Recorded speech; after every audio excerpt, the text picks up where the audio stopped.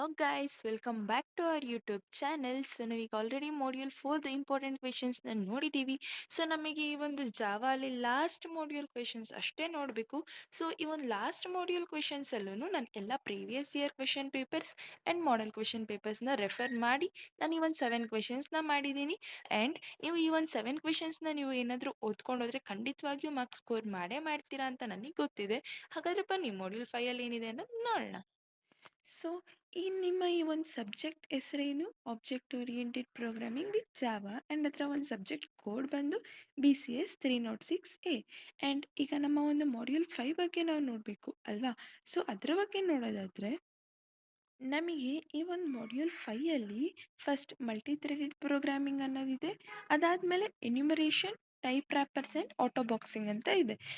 ಈ ಕಾನ್ಸೆಪ್ಟ್ಸ್ ಅಷ್ಟೇ ಮಾಡ್ಯೂಲ್ 5ಅಲ್ಲಿ ನಿಮಗೆ ಕಂಪ್ಲೀಟಾಗಿ ಇರೋದು. ಸೊ ಈಗ ನಾವು ಈ ಒಂದು ಮಾಡ್ಯೂಲಿನ ಫಸ್ಟ್ ಇಂಪಾರ್ಟೆಂಟ್ ಕ್ವೆಶನ್ನ ನೋಡೋಣ. ಸೊ ಇದರಲ್ಲಿ ಫಸ್ಟ್ ಏನಿದೆ? Define a thread, also discuss the different ways of creating a thread. So ನಾವೀಗ ಇಲ್ಲಿ ಫಸ್ಟ್ ಏನು ಮಾಡಬೇಕು? ಥ್ರೆಡ್ ಅಂದರೆ ಏನು ಅಂತ ಡಿಫೈನ್ ಮಾಡಬೇಕು, ಅಥವಾ ನಾವು ಒಂದು ಡೆಫಿನಿಷನ್ನ ಬರೀಬೇಕು. ಅದೇ ರೀತಿಯೇ ನಾವು ಆ ಥ್ರೆಡ್ನ ಹೇಗೆ ಕ್ರಿಯೇಟ್ ಮಾಡ್ತೀವಿ, ಯಾವ್ಯಾವ ವೇಸ್ ಯೂಸ್ ಮಾಡ್ಕೊಂಡು ಕ್ರಿಯೇಟ್ ಮಾಡ್ತೀವಿ ಅನ್ನೋದನ್ನು ಎಕ್ಸ್ಪ್ಲೈನನ್ನು ಮಾಡಬೇಕು. ಸೊ ಥ್ರೆಡ್ ಅಂದರೆ ಏನು? A multi threaded program contains 2 or more parts that can run concurrently. Each part of such a program is called as thread. ಅಂದರೆ ಈಗ ಯಾವುದೋ ಒಂದು ಪ್ರೋಗ್ರಾಮಲ್ಲಿ ಎಲ್ಲ ತುಂಬ ಪಾರ್ಟ್ಸ್ ಇರುತ್ತೆ, ಒಂದು 3 ಪಾರ್ಟ್ಸ್ ಇರುತ್ತೆ ಅಂತ ಅಂದ್ಕೊಳ್ಳಿ. ಅದನ್ನು ನಾವು ಕನ್ಕರೆಂಟಾಗಿ ಅಂದರೆ ಅಂದರೆ ಎಲ್ಲನೂ ಕಂಟಿನ್ಯೂಯಸ್ ಆಗಿ ನಾವು ಅದನ್ನು ರನ್ ಮಾಡ್ತಿರ್ತೀವಿ ಅಲ್ವಾ? ಸೊ ಅದರಲ್ಲಿ ಒಂದು ಪಾರ್ಟ್ನ ನಾವು ಥ್ರೆಡ್ ಅಂತ ಅಂತೀವಿ. ಸೊ ಒಂದೊಂದು ಪಾರ್ಟಲ್ಲಿ ಒಂದೊಂದು ಥ್ರೆಡ್. ಆ್ಯಂಡ್ ಈ ಥ್ರೆಡ್ ಅನ್ನೋದೇನಿದೆ ಅಲ್ವಾ, ಅದು ಎಕ್ಸಿಕ್ಯೂಷನ್ಗೆ ಸಪ್ರೇಟ್ ಪಾತ್ನ ಡಿಫೈನ್ ಅನ್ನೋದು ಮಾಡುತ್ತೆ. ಸೊ ಇದು ಬಂದು ಥ್ರೆಡ್ನ ಒಂದು ಡೆಫಿನಿಷನ್. ಆ್ಯಂಡ್ ನೆಕ್ಸ್ಟ್ ನಾವು ಆ ಥ್ರೆಡ್ನ ಕ್ರಿಯೇಟ್ ಮಾಡಬೇಕು. ಸೊ ನಾವೀಗ ಜಾವಾಲಿ ಒಂದು ಥ್ರೆಡ್ನ ಕ್ರಿಯೇಟ್ ಮಾಡಬೇಕು ಅಂದರೆ ಅದಕ್ಕೆ 2 ವೇಸ್ ಅನ್ನೋದು ಇದೆ. ಸೊ ಅದು ಯಾವುದು? Implementing runnable interface and also extending the thread itself. So ನಾವೀಗ first implementing that runnable interface ಬಗ್ಗೆ ನೋಡೋದಾದರೆ, the easiest way to create a thread is to create a class that implements runnable interface. ಅಂದರೆ ನಾವು ಒಂದು ಥ್ರೆಡ್ನ create ಮಾಡೋದಕ್ಕೆ ಒಂದು easy way ಏನು? ಫಸ್ಟ್ ನಾವೊಂದು ಕ್ಲಾಸ್ನ ಕ್ರಿಯೇಟ್ ಮಾಡಿ ಅದಕ್ಕೇ ಈ ಒಂದು ರನ್ನಬಲ್ ಇಂಟರ್ಫೇಸ್ನ ಇಂಪ್ಲಿಮೆಂಟ್ ಮಾಡೋದು. ಸೊ ಇದು ನಾವೊಂದು ಥ್ರೆಡ್ನ ಕ್ರಿಯೇಟ್ ಮಾಡೋದಕ್ಕಿರೋ ಈಸಿಯೆಸ್ಟ್ ವೇ. ಆ್ಯಂಡ್ ನೆಕ್ಸ್ಟ್ ಈ ಒಂದು ರನ್ನಬಲ್ ಅನ್ನೋದು ಏನಿದೆ ಅಲ್ವಾ ಇಂಟರ್ಫೇಸು, ಅದು ಒಂದಷ್ಟು ಯೂನಿಟ್ ಆಫ್ ಕೋಡ್ನ ಅಬ್ಸ್ಟ್ರಾಕ್ಟ್ ಮಾಡುತ್ತೆ. ಸೊ ಅಬ್ಸ್ಟ್ರಾಕ್ಟ್ ಮಾಡುತ್ತೆ ಅಂದರೆ ಏನು? ಅಬ್ಸ್ಟ್ರಾಕ್ಷನ್ ಅಂದರೆ ಏನು? ನಮಗೆ ಏನೇನು ಬೇಕೋ ಎಸೆನ್ಷಿಯಲ್ ಅದನ್ನಷ್ಟೇ ನಾವು ತಗೊಂಡು ಏನೇನು ಬೇಡ ಅದನ್ನು ನಾವು ಇಗ್ನೋರ್ ಮಾಡೋದು. ಸೊ ಈ ಒಂದು ರನ್ನಬಲ್ ಒಂದಷ್ಟು ಯೂನಿಟ್ ಆಫ್ ಕೋಡ್ನ ಅಬ್ಸ್ಟ್ರಾಕ್ಟ್ ಮಾಡುತ್ತೆ ಅಥವಾ ಹೈಡ್ ಅನ್ನೋದು ಮಾಡುತ್ತೆ.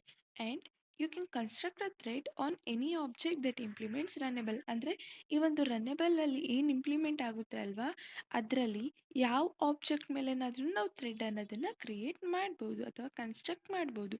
ನೆಕ್ಸ್ಟ್ ನಾವು ಒಂದು ರನ್ನಬಲ್ನ ಇಂಪ್ಲಿಮೆಂಟ್ ಮಾಡಬೇಕಂದ್ರೆ ನಮಗೇನು ಬೇಕು? ಅಲ್ಲಿ ಒಂದು ಕ್ಲಾಸ್ ಇರಬೇಕು. ಆ್ಯಂಡ್ ಆ ಕ್ಲಾಸಲ್ಲಿ ನಾವು ರನ್ ಅನ್ನೋ ಒಂದು ಮೆಥಡ್ನ ರನ್ ಮಾಡಬೇಕು. ಸೊ ಇದನ್ನು ನಾವು ಹೇಗೆ ಡಿಕ್ಲೇರ್ ಮಾಡ್ತೀವಿ? ಪಬ್ಲಿಕ್ ವಾಯ್ಡ್ ರನ್ ಅಂತ ಡಿಕ್ಲೇರ್ ಮಾಡ್ತೀವಿ.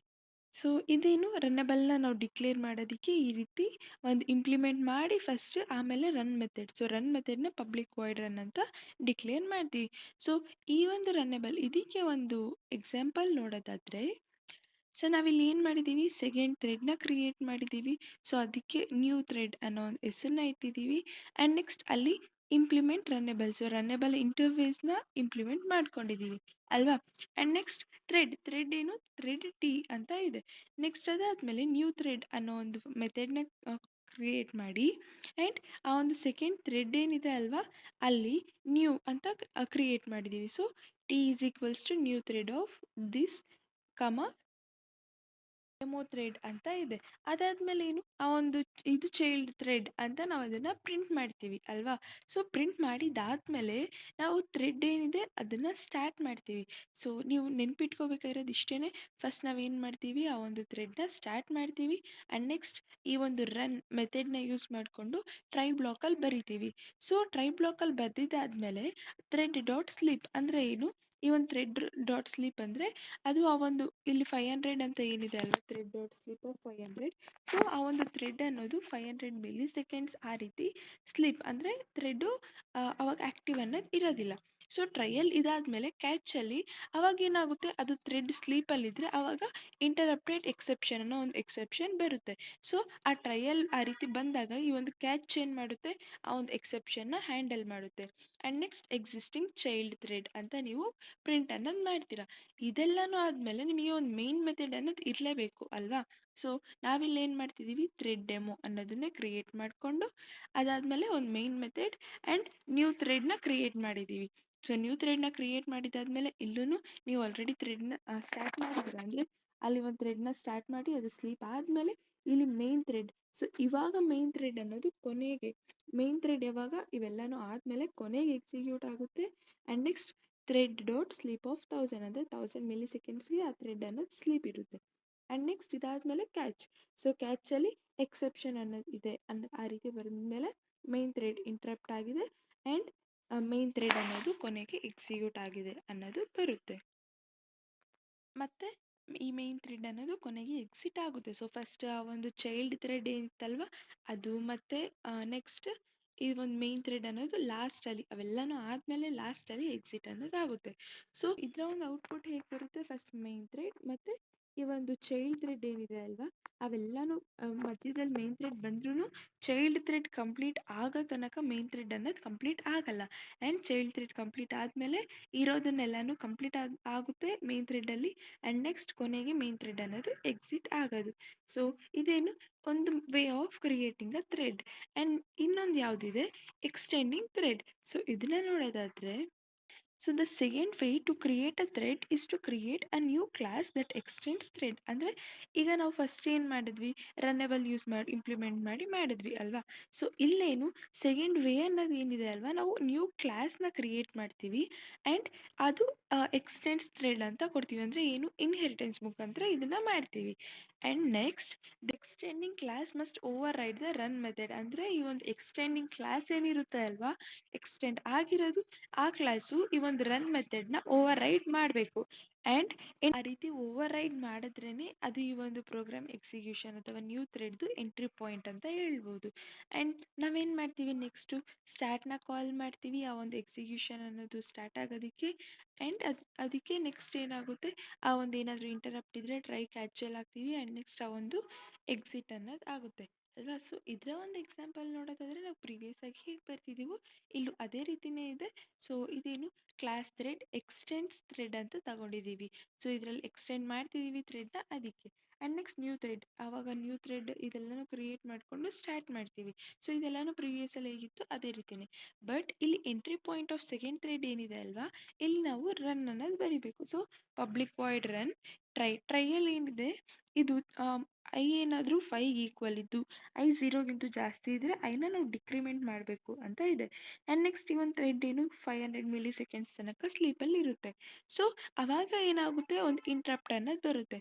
ಸೊ ಇದನ್ನು ಏನು ಮಾಡ್ತೀವಿ, ಆ ಇಂಟ್ರಪ್ಟ್ ಅನ್ನೋದನ್ನು ಈ ಒಂದು ಕ್ಯಾಚು ಹ್ಯಾಂಡಲ್ ಮಾಡುತ್ತೆ ಆ್ಯಂಡ್ ಆ ಒಂದು ಪ್ರಿಂಟ್ ಆಗುತ್ತೆ, ಎಕ್ಸಿಟಿಂಗ್ ಚೈಲ್ಡ್ ಥ್ರೆಡ್ ಅಂತ ಪ್ರಿಂಟ್ ಆಗುತ್ತೆ. ಸೊ ಇಷ್ಟನ್ನು ಚೈಲ್ಡ್ ಥ್ರೆಡ್ ಏನಾದರೂ ಎಕ್ಸಿಟ್ ಆದಮೇಲೆ ಮತ್ತೆ ನಾವು ಮೇನ್ ಒಂದು ಮೆಥಡ್ ಇರಬೇಕಲ್ವ. ಸೊ ಇದರಲ್ಲಿ ಹೊಸ ಥ್ರೆಡ್ನ ಕ್ರಿಯೇಟ್ ಮಾಡಿಕೊಂಡು ಆ ಒಂದು ಸ್ಲೀಪ್ ಅನ್ನೋದು 1000 ಅಲ್ಲಿ ತನಕ ಇರುತ್ತೆ. ಅವಾಗ ಸೇಮ್ ಅವಾಗೇ ಒಂದು ಇಂಟ್ರಪ್ಟ್ ಅನ್ನೋದು ಬರುತ್ತೆ ಆ್ಯಂಡ್ ನೆಕ್ಸ್ಟ್ ಆ ಒಂದು ಮೇನ್ ಥ್ರೆಡ್ ಇಂಟ್ರಪ್ಟ್ ಆದಮೇಲೆ ಮೇನ್ ಥ್ರೆಡ್ ಅನ್ನೋದು ಎಕ್ಸಿಟ್ ಆಗುತ್ತೆ. ಸೊ ಇದು ಬಂದು ಎಕ್ಸ್ಟೆಂಡಿಂಗ್ ದ ಥ್ರೆಡ್. ಸೊ ಇವಾಗ ನಾವು ನೋಡಿದ್ದೇನು, ಆ ಒಂದು ಥ್ರೆಡ್ದು ಡೆಫಿನಿಷನ್, ಅದೇ ರೀತಿಯೇ ಅದರ ಒಂದು ಥ್ರೆಡ್ನ ಕ್ರಿಯೇಟ್ ಮಾಡೋದಕ್ಕೆ 2 ವೇಸ್. ಸೊ ಇದು ಬಂದು ನಿಮ್ಮ ಒಂದು ಮಾಡ್ಯೂಲಿನ ಫಸ್ಟ್ ಇಂಪಾರ್ಟೆಂಟ್ ಕ್ವೆಶನ್.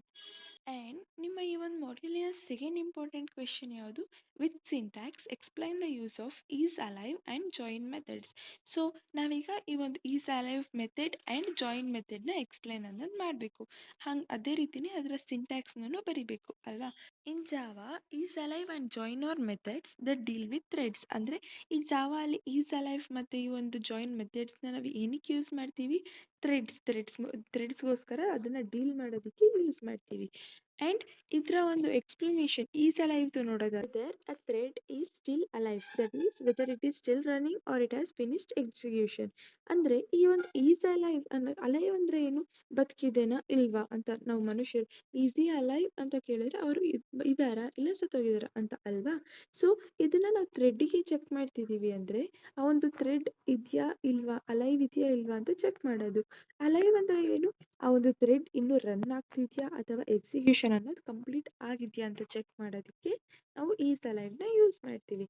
ಆ್ಯಂಡ್ ಏನಿದೆ ಅದೇನಾದರೂ ಟ್ರೂ ಅಂತ ರಿಟರ್ನ್ ಮಾಡಿದ್ರೆ ಆ ಥ್ರೆಡ್ ಅನ್ನೋದು ಅಲೈವ್ ಇದೆ ಅಂತ, ಅಂದರೆ ಆ ಒಂದು ಥ್ರೆಡ್ ಇನ್ನೂ ರನ್ ಆಗ್ತಿದೆ ಅಂತ. ಅದೇ ಆ ಥ್ರೆಡ್ ಏನಾದರೂ ಈಸ್ ಅಲೈವ್ ಅಂತ ಥ್ರೆಡ್ ಒಂದು ಕೊಟ್ಟರೆ ಅದು ಫಾಲ್ಸ್ ಅಂತ ರಿಟರ್ನ್ ಮಾಡಿದ್ರೆ ಅವಾಗೇನು ಆ ಒಂದು ಥ್ರೆಡ್ಡು ಎಕ್ಸಿಕ್ಯೂಷನ್ ಅನ್ನೋದನ್ನು ಫಿನಿಶ್ ಮಾಡಿದೆ ಅಂತ. ಆ್ಯಂಡ್ ಇದು ಏನು ಈಸ್ ಅಲೈವ್ದು. ನೆಕ್ಸ್ಟ್ ಏನು ಜಾಯಿನ್ ಮೆಥಡ್ ಅಲ್ವಾ. ಸೊ ಜಾಯಿನ್ ಮೆಥಡ್ನ ನೋಡೋದಾದರೆ it is used to pause the execution of the current thread until the thread on which join is called has finished executing. ಅಂದರೆ ಈ ಒಂದು ಜಾಯಿನ್ ಮೆಥಡ್ ಏನಿದೆ ಅಲ್ವಾ, ನಾವು ಅದನ್ನು ಏನಕ್ಕೆ ಯೂಸ್ ಮಾಡ್ತೀವಿ ಅಂದರೆ ನಾವು ಯಾವುದೋ ಒಂದು ಪ್ರೋಗ್ರಾಮ್ನ ಎಕ್ಸಿಕ್ಯೂಟ್ ಮಾಡ್ತಿದ್ರೆ ಅದನ್ನು ನಾವು ಪಾಸ್ ಮಾಡೋದಕ್ಕೆ, ಪಾಸ್ ಅಂದರೆ ಏನು, ಸ್ಟಾಪ್ ಮಾಡೋದಕ್ಕೆ. ಆ ಒಂದು ಎಕ್ಸಿಕ್ಯೂಷನ್ನ ಕರೆಂಟ್ ಥ್ರೆಡ್ ಯಾವುದಿದೆ ಅಲ್ವಾ ಅದು ಅದರ ಒಂದು ಎಕ್ಸಿಕ್ಯೂಷನ್ ಫಿನಿಶ್ ಆಗೋ ತನಕನೂ ಈ ಒಂದು ಏನಿದೆ ಅಲ್ವಾ ಅದನ್ನು ನಾವು ಪಾಸ್ ಅಥವಾ ಸ್ಟಾಪ್ ಅನ್ನೋದು ಮಾಡ್ತೀವಿ. ಆ್ಯಂಡ್ ಇದು essentially it allows the thread to wait for another thread to complete before continuing. ಅಂದರೆ ಇದು ಕಂಟಿನ್ಯೂ ಅಂದರೆ ಇದು ಸ್ಟಾರ್ಟ್ ಆಗೋಕ್ಕೂ ಮುಂಚೆನೇ ಇನ್ನೊಂದು ಥ್ರೆಡ್ ಯಾವುದು ಎಕ್ಸಿಕ್ಯೂಟ್ ಮಾಡ್ತಿತ್ತೋ ಅದು ಕಂಪ್ಲೀಟ್ ಮಾಡೋ ತನಕ ಅದರ ಒಂದು ಎಕ್ಸಿಕ್ಯೂಷನ್ನ ಇದು ವೆಯ್ಟ್ ಅನ್ನೋದು ಆಡುತ್ತೆ. ಸೊ ಇದರ ಒಂದು ಸಿಂಟ್ಯಾಕ್ಸ್ ನೋಡೋದಾದರೆ, ಸೊ ಈಸ್ ಅಲೈವ್ ಸಿಂಟ್ಯಾಕ್ಸ್ ಹೇಗಿದೆ, ಈಸ್ ಅಲೈವ್ ಮೆಥಡ್ದು public boolean is alive.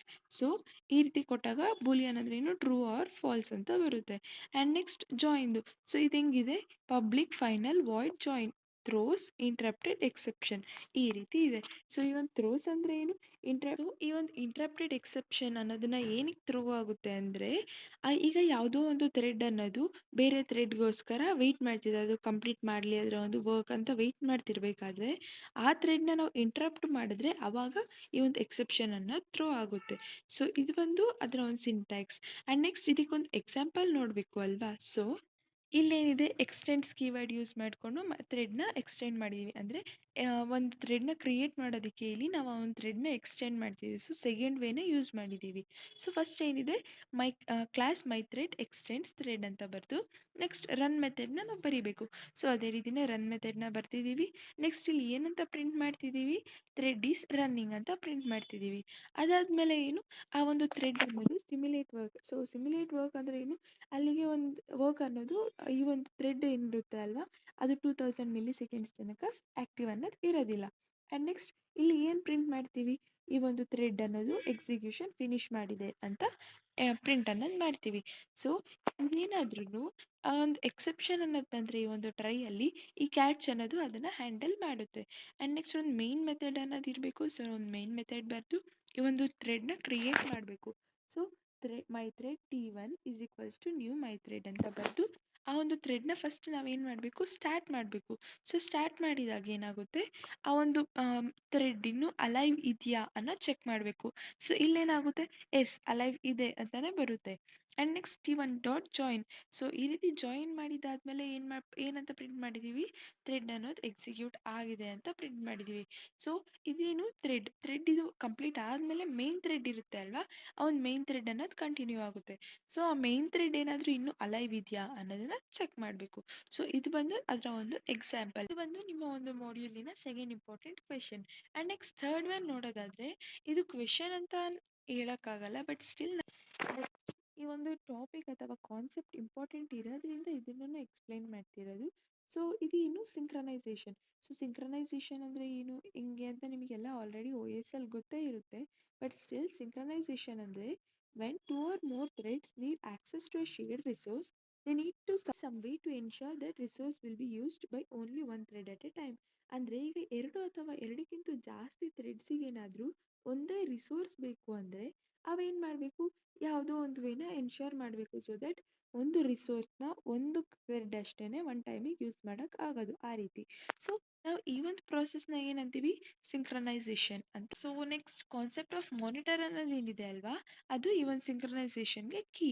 And next monitor ಅಂದರೆ ಏನು, ಮಾನಿಟರ್ ಅನ್ನೋದು ಒಂದು object that is mutually exclusive lock, ಅಂದರೆ ಮ್ಯೂಟೆಕ್ಸ್ ಲಾಕ್. ಇದೆಲ್ಲನೂ ನೀವು OS ಅಲ್ಲಿ ಆಲ್ರೆಡಿ ಓದಿದ್ದೀರ, ಮಾನಿಟರ್ ಬಗ್ಗೆ ಯಾವುದು ಎಲ್ಲನೂ ನಾನೇ ಎಕ್ಸ್ಪ್ಲೈನ್ ಮಾಡಿದ್ದೀನಿ.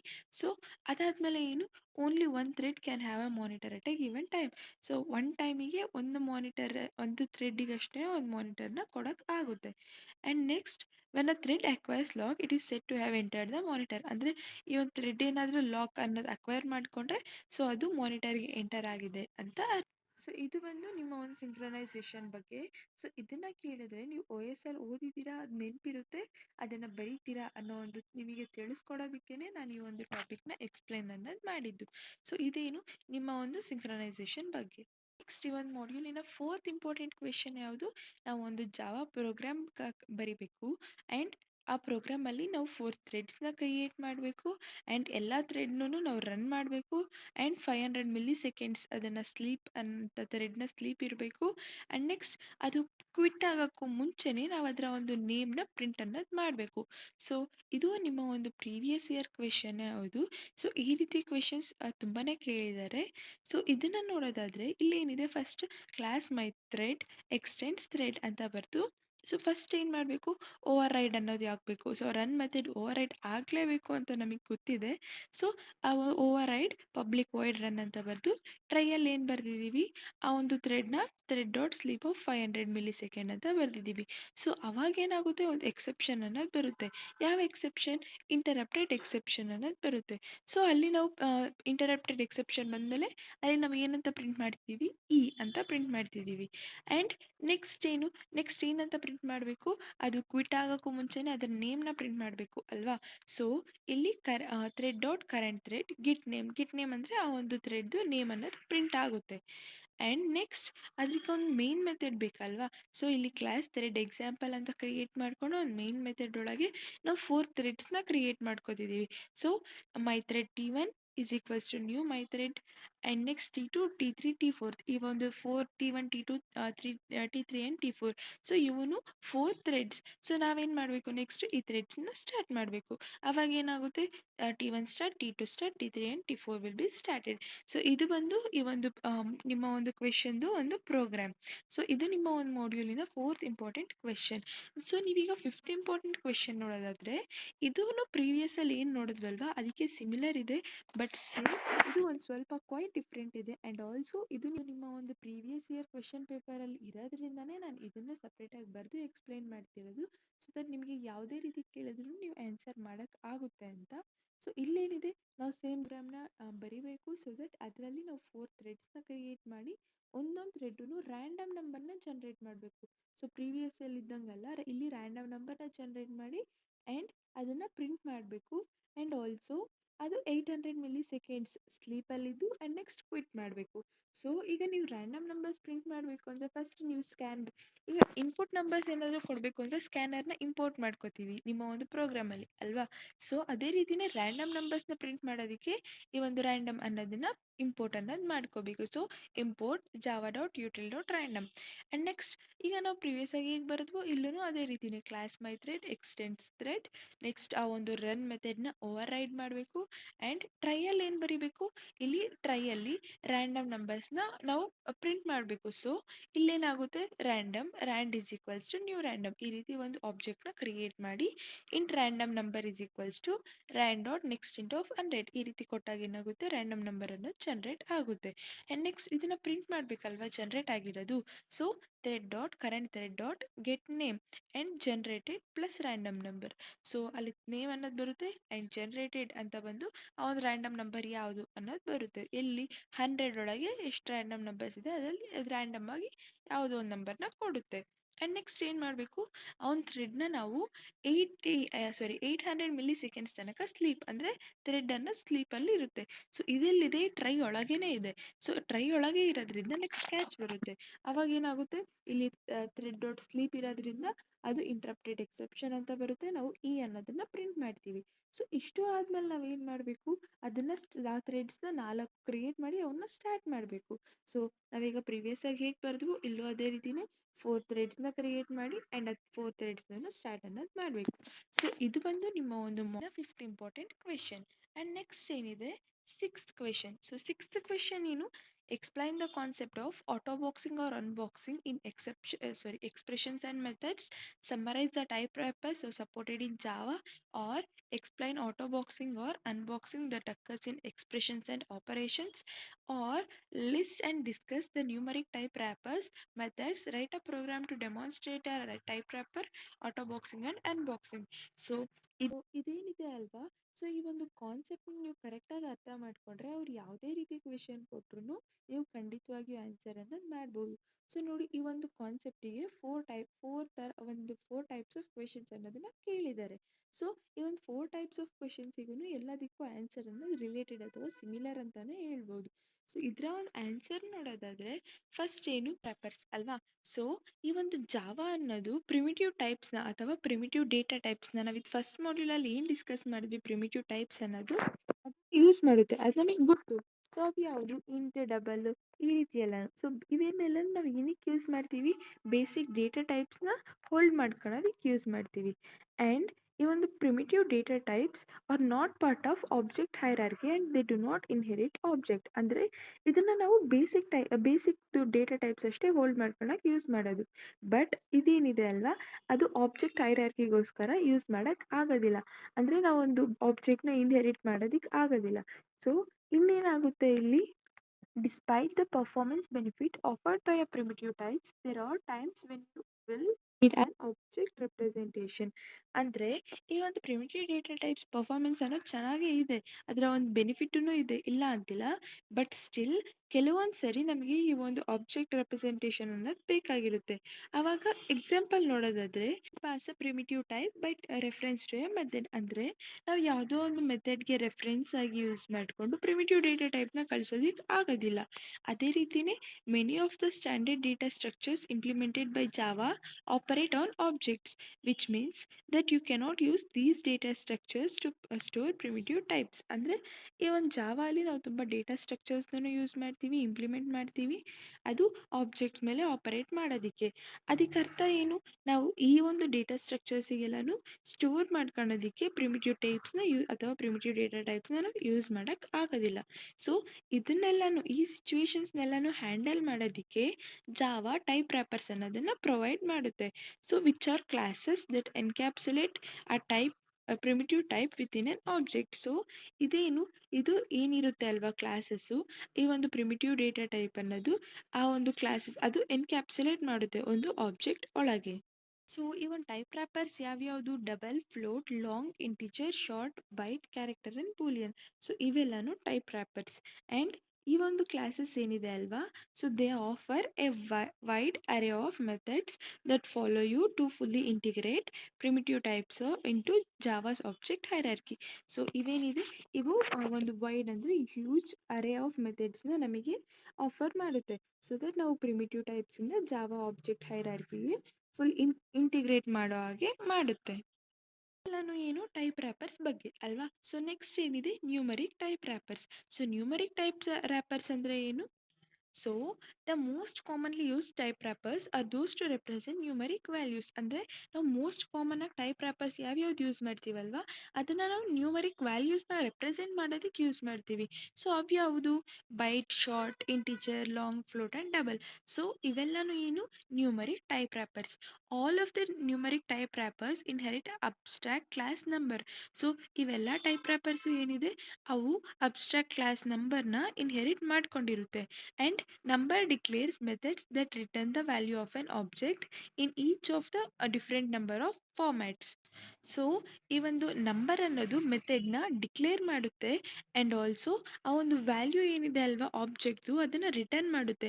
ಹೆಂಗೆ, ಡಿಫ್ರೆಂಟ್ ನಂಬರ್ ಫಾರ್ಮ್ಯಾಟ್ಸಲ್ಲಿ ಮಾಡುತ್ತೆ.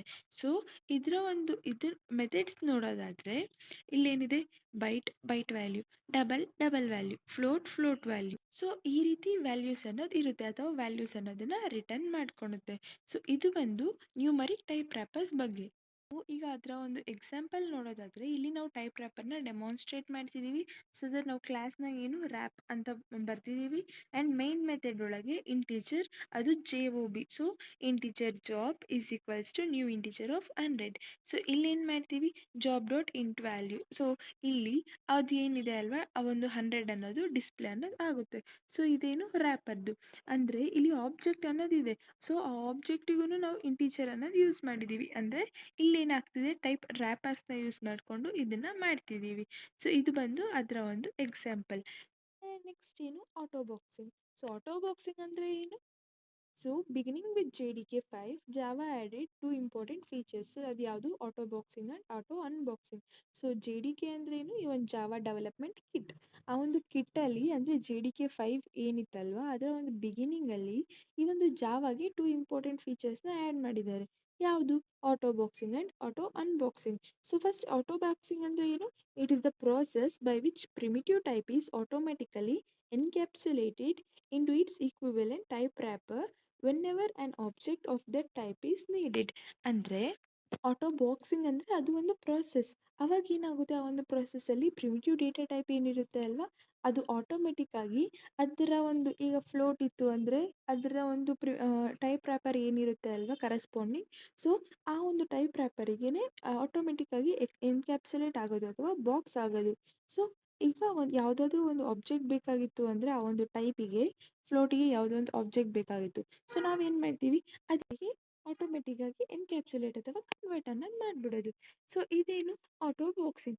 ಅಂದರೆ ನಾವು ಯಾವುದೇ ರೀತಿ ಒಂದು ಎಕ್ಸ್ಪ್ಲಿಸಿಟ್ ಆಗಿ ಅಥವಾ ನಾವು ಮ್ಯಾನ್ಯುಯಲ್ ಆಗಿ ಸ್ಪೆಸಿಫೈ ಮಾಡಬೇಕಾಗಿಲ್ಲ ಒಂದು ಆಬ್ಜೆಕ್ಟ್ನ ಕನ್ಸ್ಟ್ರಕ್ಟ್ ಮಾಡಬೇಕು ಅಂದರೆ. ಸೇಮ್ ಅದೇ ರೀತಿನೇ ಆಟೋ ಅನ್ಬಾಕ್ಸಿಂಗ್ ಅಂದರೆ ಏನು, it is a process by which value of box object is automatically extracted from a type wrapper when it's value is needed. ಅಂದರೆ ಈಗ ಈ ಆಟೋ ಅನ್ಬಾಕ್ಸಿಂಗ್ ಅಂದರೆ ಅದೊಂದು ಪ್ರಾಸೆಸ್. ಸೊ ಯಾವುದೋ ಒಂದು ಆಬ್ಜೆಕ್ಟು ವ್ಯಾಲ್ಯೂ ಅನ್ನೋದು ನಾವು ಆಟೋಮೆಟಿಕ್ಕಾಗಿ ಎಕ್ಸ್ಟ್ರಾಕ್ಟ್ ಮಾಡ್ಕೊಳೋದು. ಸೊ ಟೈಪ್ ರ್ಯಾಪರಿಂದ ಎಕ್ಸ್ಟ್ರಾಕ್ಟ್ ಮಾಡ್ಕೊಳೋದು ಅಂದರೆ ಆ ಒಂದು ವ್ಯಾಲ್ಯೂ ನಮಗೆ ಯಾವಾಗ ಬೇಕಾಗಿರುತ್ತೆ ಅಲ್ವಾ ಆವಾಗ ಆ ರೀತಿ ಮಾಡೋದನ್ನು ನಾವು ಆಟೋ ಅನ್ಬಾಕ್ಸಿಂಗ್ ಅಂತ ಅಂತೀವಿ. ಸೊ ಇಲ್ಲಿ ಯಾವುದೇ ರೀತಿ ಕಾಲ್ ಮಾಡಬೇಕು ಒಂದು ಮೆಥಡ್ನ ಅನ್ನೋದು ಇಲ್ಲ. But such as int value or double value ನಾವು ಈ ರೀತಿ ಕಾಲ್ ಮಾಡೋಷ್ಟಿಲ್ಲ, ಆಟೋಮೆಟಿಕ್ಕಾಗಿ ಅದೇನೇ ಎಕ್ಸ್ಟ್ರಾಕ್ಟ್ ಅನ್ನೋದು ಮಾಡ್ಕೊಳುತ್ತೆ. ಆ್ಯಂಡ್ ಆಲ್ಸೋ ಈ ಒಂದು ಆಟೋ ಬಾಕ್ಸಿಂಗ್ ಮತ್ತು ಆಟೋ ಅನ್ಬಾಕ್ಸಿಂಗ್ ಜೊತೆಗೆ ಇನ್ನೂ ಒಂದಷ್ಟು ಕೆಲವು ಅಡಿಷನ್ಗಳಿದೆ. ಸೊ ಅವ್ಯಾವುದು, coding of several algorithms, removing the TDM of manually boxing and unboxing values. ಅಂದರೆ ಒಂದು ಕೆಲವಷ್ಟು ಆಲ್ಗರಿದಮ್ಸ್ದು ಕೋಡಿಂಗು, ಮತ್ತು ನಾವು ಫಸ್ಟು JDK5 ಮುಂಚೆ ಈ ಒಂದು ಆಟೋ ಬಾಕ್ಸಿಂಗ್ ಆ್ಯಂಡ್ ಅನ್ಬಾಕ್ಸಿಂಗ್ನ ಮ್ಯಾನ್ಯುಯಲ್ ಆಗಿ ಅಂದರೆ ಎಕ್ಸ್ಪ್ಲಿಸಿಟ್ ಆಗಿ ಸ್ಪೆಸಿಫೈ ಮಾಡ್ತಿದ್ದಿದ್ದು. ಬಟ್ ಈಗೇನು ಆಟೋಮೆಟಿಕ್ಕಾಗಿ ಆಗುತ್ತೆ. And also it prevents errors. So ಇದೇನು ಮಾಡುತ್ತೆ, ಈ ಎರರ್ಸ್ನ ಪ್ರಿವೆಂಟ್ ಮಾಡೋದಕ್ಕೆ ಹೆಲ್ಪ್ ಅನ್ನೋದು ಮಾಡುತ್ತೆ. Moreover it is very important to generics which operate only on objects. ಅಂದರೆ ಈಗ ಯಾವುದು ಆಬ್ಜೆಕ್ಟ್ಸ್ ಮೇಲೆ ಅಷ್ಟೇ ಆಪರೇಟ್ ಆಗುತ್ತೆ ಅಲ್ವಾ, ಅದಕ್ಕೆ ಇದೊಂದು ಇಂಪಾರ್ಟೆಂಟ್ ಅಂತಲೇ ಹೇಳ್ಬೋದು. ಆ್ಯಂಡ್ ಲಾಸ್ಟಿಗೆ ಈ ಒಂದು ಆಟೋ ಬಾಕ್ಸಿಂಗ್ ಅನ್ನೋದೇನಿದೆ ಅಲ್ವಾ ಅದು ಕಲೆಕ್ಷನ್ ಫ್ರೇಮ್ವರ್ಕ್ನ ವರ್ಕ್ ಆಗೋ ಹಂಗೆ ಮಾಡುತ್ತೆ. ಆ್ಯಂಡ್ ಆಟೋ ಬಾಕ್ಸಿಂಗ್ ಇರೋದ್ರಿಂದ ನಾವು ಯಾವುದೇ ರೀತಿ ಒಂದು ಆಬ್ಜೆಕ್ಟ್ನ ಕ್ರಿಯೇಟ್ ಮಾಡಬೇಕಾದ್ರೆ ನಾವು ಯಾವುದೇ ರೀತಿ ಮ್ಯಾನ್ಯುಯಲ್ ಆಗಿ ಏನೂ ನೆಸಸರಿ ಇಲ್ಲ, ನಾವು ಅದನ್ನು ಆ ರೀತಿ ಕನ್ಸ್ಟ್ರಕ್ಟ್ ಮಾಡೋದು. ಆ್ಯಂಡ್ ನಾವು ಯಾವುದೇ ರೀತಿ ಒಂದು ವ್ಯಾಲ್ಯೂನ ಅಸೈನ್ ಮಾಡಬೇಕು ಅಂತಲೂ ಇಲ್ಲ. ಸೊ ಜಾವಾ ಆಟೋಮೆಟಿಕ್ಕಾಗಿ ಒಂದು ಆಬ್ಜೆಕ್ಟ್ ಅನ್ನೋದನ್ನು ಕ್ರಿಯೇಟ್ ಅನ್ನೋದು ಮಾಡುತ್ತೆ. ಸೊ ಇದರ ಒಂದು ಎಕ್ಸಾಂಪಲ್ ನೋಡೋದಾದರೆ ಇಲ್ಲಿ ಏನಿದೆ, integer job is equals to 100. So ಇದೇನು, ಆಟೋ ಬಾಕ್ಸಿಂಗ್ ಅಂದರೆ ಇಂಟ್ ಅಂತ ಅದೇನೇ ಕನ್ಸಿಡರ್ ಮಾಡ್ಕೊಂಡಿರುತ್ತೆ. ಸೊ ನಾವಿಲ್ಲಿ ಎಕ್ಸ್ಪ್ಲಿಸಿಟ್ ಆಗಿ ಏನೂ ಡಿಫೈನ್ ಮಾಡೋದು ಬೇಕಾಗಿಲ್ಲ. ಸೊ ನಾವು ಪ್ರೀವಿಯಸ್ ಆಗಿ ಏನು ನೋಡಿದ್ವಲ್ವಾ ಅದೇ ಎಕ್ಸಾಂಪಲೇ ಈ ಒಂದು ಆಟೋ ಬಾಕ್ಸಿಂಗ್ ಆರ್ ಅನ್ಬಾಕ್ಸಿಂಗಿಗೂ ಯೂಸ್ ಆಗುತ್ತೆ. ಅಂದರೆ ಇಲ್ಲಿ 100 ಅನ್ನೋದೇನಿದೆ ಇದು ಆಟೋ ಬಾಕ್ಸಿಂಗ್ ಆಗುತ್ತೆ. And int I is equals to JOB ಅಂದರೆ ಏನು, 100 ಅನ್ನೋದು ಪ್ರಿಂಟ್ ಆಗುತ್ತೆ.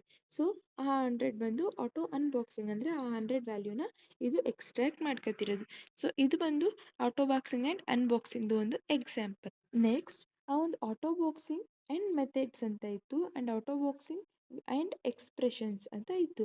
ಸೊ ಫಸ್ಟ್ ನಾವು ಆಟೋ ಬಾಕ್ಸಿಂಗ್ ಆ್ಯಂಡ್ ಮೆಥಡ್ಸ್ನ ನೋಡೋದಾದರೆ, in addition to the simple case of assignments, auto boxing automatically occurs whenever a primitive type must be converted into an object. So ನಮಗೆ ಗೊತ್ತಿದೆ auto boxing ಅನ್ನೋದು ನಾವು ಒಂದು primitive type ಅನ್ನೋದನ್ನು ಆಬ್ಜೆಕ್ಟಿಗೆ convert ಮಾಡಬೇಕಾದ್ರೆ ಆಟೋಮೆಟಿಕ್ಕಾಗಿಯೇ ಬರುತ್ತೆ ಅಂತ. ಆ್ಯಂಡ್ ಆಟೋ ಅನ್ಬಾಕ್ಸಿಂಗ್ ಅನ್ನೋದು ಒಂದು ಆಬ್ಜೆಕ್ಟ್ನ ಏನು ಕನ್ವರ್ಟ್ ಮಾಡಬೇಕು ಅಂದರೆ ಪ್ರಿಮಿಟಿವ್ ಟೈಪಿಂದ ಅಂದರೆ ವ್ಯಾಲ್ಯೂನ ಎಕ್ಸ್ಟ್ರಾಕ್ಟ್ ಮಾಡ್ಕೋಬೇಕು ಅಂದರೆ ಈ ಒಂದು ಆಟೋ ಅನ್ಬಾಕ್ಸಿಂಗ್ ಅನ್ನೋದು ಎಕ್ಸ್ಪ್ಲಿಸಿಟ್ ಆಗಿ ಏನು ಬೇಕಾಗಿಲ್ಲ, ಆಟೋಮೆಟಿಕ್ ಆಗಿನೇ ಬರುತ್ತೆ. ಆ್ಯಂಡ್ ನೆಕ್ಸ್ಟ್ ಇದೇನಿದೆ ಅಲ್ವಾ, this might occur when an argument is passed to a method or when a value is returned to a method. ಅಂದರೆ ಇದು ಯಾವಾಗ ಬರುತ್ತೆ, ಒಂದು boxing or unboxing might occur when an argument is passed to a method or when a value is returned from the method.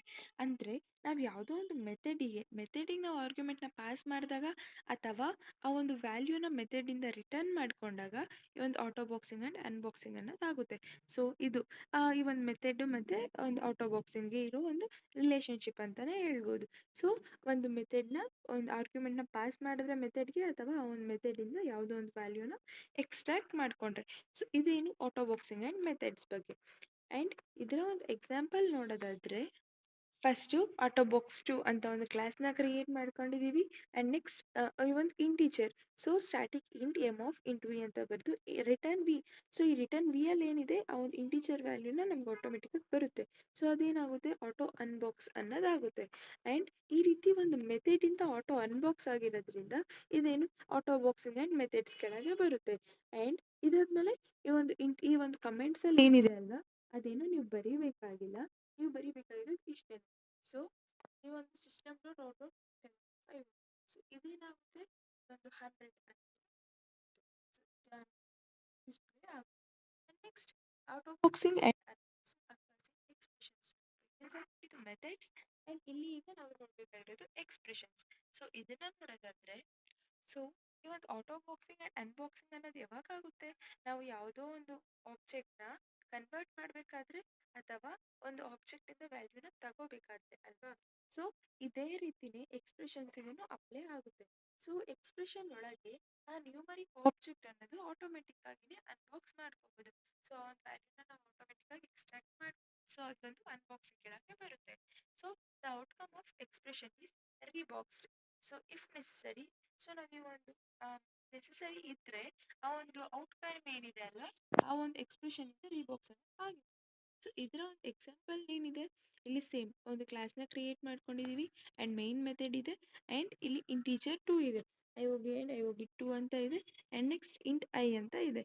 So ನಾವು first ಏನು ಮಾಡ್ತಿದ್ದೀವಿ, int I O ಬಿನ 100 ಅಂತ ತಗೋತಿದ್ದೀವಿ. And next ಆ ಒಂದು ವ್ಯಾಲ್ಯೂನ ಪ್ರಿಂಟ್ ಮಾಡ್ತಿದ್ದೀವಿ. ಅದಾದಮೇಲೆ ನೆಕ್ಸ್ಟ್ ಇಲ್ಲಿ ಏನು ಮಾಡ್ತಿದ್ದೀವಿ, ಇನ್ಕ್ರಿಮೆಂಟ್ ಮಾಡ್ತಿದ್ದೀವಿ. ಇನ್ಕ್ರಿಮೆಂಟ್ ಮಾಡಾದ್ಮೇಲೆ ಅದನ್ನೊಂದ್ಸರಿ ಪ್ರಿಂಟ್ ಮಾಡ್ತಿದ್ದೀವಿ. ಕೊನೆಯದಾಗಿ ಐ ಒ ಬಿ 2 ಅಂತ ತಗೊಂಡು ಅದನ್ನು I O B plus I O B divided by 3 ಅಂತ ಮಾಡಿ ಅದನ್ನು ಪ್ರಿಂಟ್ ಮಾಡ್ತಿದ್ದೀವಿ. ಸೊ ಈ ರೀತಿ ಎಲ್ಲನೂ ರೀಬಾಕ್ಸ್ ಮಾಡಿ ಮತ್ತೆ ಪ್ರಿಂಟ್ ಮಾಡೋದು, ಈ ರೀತಿ ಮಾಡಬೇಕಾದ್ರೆ, ಸೊ ಫಸ್ಟ್ ನಾವು ಏನಂತ ತಗೊಂಡಿದ್ವಿ, 100 ತಗೊಂಡಿದ್ವಿ, ಮತ್ತು ಇನ್ಕ್ರಿಮೆಂಟ್ ಮಾಡಿದ್ವಿ, ಅವಾಗ ಏನಾಗುತ್ತೆ 101 ಆಗುತ್ತೆ. And next 101 plus 100 divided by 3 ಅಂತ ಮಾಡಿದ್ವಿ. ಸೊ ಅವಾಗ ಏನಾಗುತ್ತೆ 134 ಅಂತ ಪ್ರಿಂಟ್ ಆಗುತ್ತೆ. ಆ್ಯಂಡ್ ಕೊನೆಗೂ ಅದನ್ನೇ ಮಾಡಿದ್ವಿ, ರೀಬಾಕ್ಸಿಂಗ್ ಮಾಡಿದ್ವಿ. ಸೊ ಅಲ್ಲೂ 134 ಅನ್ನೋದು ಪ್ರಿಂಟ್ ಆಗುತ್ತೆ. ಸೊ ಇದು ಒಂದು ಅದರ ಒಂದು ಎಕ್ಸ್ಪ್ರೆಷನ್ಸ್ ಜೊತೆ ಆಟೋ ಬಾಕ್ಸಿಂಗ್ ಆ್ಯಂಡ್ ಅನ್ಬಾಕ್ಸಿಂಗ್ದು ಒಂದು ಎಕ್ಸಾಂಪಲ್.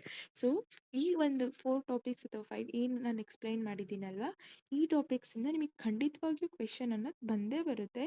ಅದಕ್ಕೇ ನಾನು ನಿಮಗೆ ಇದು ಎಲ್ಲನೂ ಎಕ್ಸ್ಪ್ಲೈನ್ ಮಾಡಿದ್ದು. ಸೊ ಇದು ಬಂದು ನಿಮ್ಮ ಒಂದು ಮಾಡ್ಯೂಲಿನ 6th important question. And next ಈ ಒಂದು ಮಾಡ್ಯೂಲಿನ ಲಾಸ್ಟ್ ಇಂಪಾರ್ಟೆಂಟ್ ಕ್ವೆಶನ್ ಏನು, with syntax explain values and value of methods.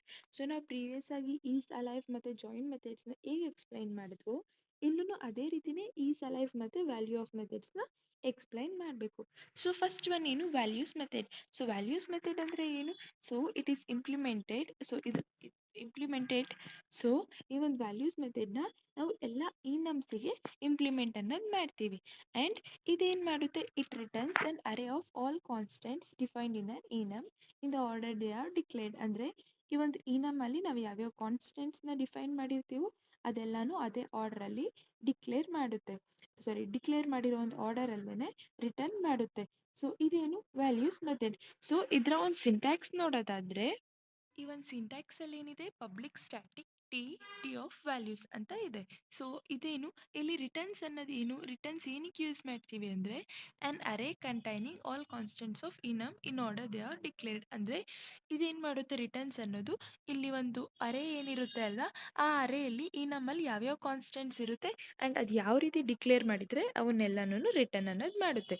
So ಇದರ ಒಂದು ಎಕ್ಸಾಂಪಲ್ ನೋಡೋದಾದರೆ ಈ ನಮ್ಮ ಕಲರ್. ಸೊ ಈ ನಮ್ಮ ಕಲರಲ್ಲಿ ನಾವು ಏನೇನು ಡಿಕ್ಲೇರ್ ಮಾಡಿದ್ದೀವಿ, red green and blue. So ನಾವು ಇದು ಏನೇನು ಡಿಕ್ಲೇರ್ ಮಾಡಿದ್ದೀವಲ್ವಾ, ಸೊ ಅದೇ ರೀತಿನೇ ಕೊಡುತ್ತೆ ಯಾವುದು ವ್ಯಾಲ್ಯೂಸ್ನ ಮೆಥಡ್ನ ಯೂಸ್ ಮಾಡಿದ್ರೆ. ಆ್ಯಂಡ್ ನೆಕ್ಸ್ಟ್ ಈ ನಮ್ಮನ್ನು ಒಂದು ಕ್ಲಾಸ್ನ ನಾವು ಕ್ರಿಯೇಟ್ ಮಾಡಬೇಕು, ಅದೇ ರೀತಿನೇ ಒಂದು ಮೇನ್ ಮೆಥಡ್ ಅನ್ನೋದು ಇರುತ್ತೆ. ಸೊ ಆ ಒಂದು ಎಲ್ಲ ಕಲರ್ಸ್ನೂ ನಾವು ತಗೋಬೇಕು. ಸೊ ಅವಾಗ ಏನಾಗುತ್ತೆ, ಸೇಮ್ ಆ ಒಂದು ಸಿಂಟ್ಯಾಕ್ಸ್ ಹೇಗಿತ್ತು ಆ ರೀತಿ ಇದನ್ನ ಬರೀಬೇಕು. So colors is equals to color dot values. So ಅವಾಗ ನೆಕ್ಸ್ಟ್ ಅದನ್ನು ಪ್ರಿಂಟ್ ಮಾಡಿದಾಗ ಸೊ ಈ ಒಂದು ಕಲರ್ಸ್ ಅನ್ನೋದು ಏನಿದೆ ಅಲ್ವಾ, ಸೊ ಯಾವ ಒಂದು ಆರ್ಡರಲ್ಲಿ ಡಿಕ್ಲೇರ್ ಮಾಡಿದ್ವಿ, red green and blue. So ಔಟ್ಪುಟನು ರೆಡ್ ಗ್ರೀನ್ ಆ್ಯಂಡ್ ಬ್ಲೂ ಅಂತಾನೆ ಬರುತ್ತೆ.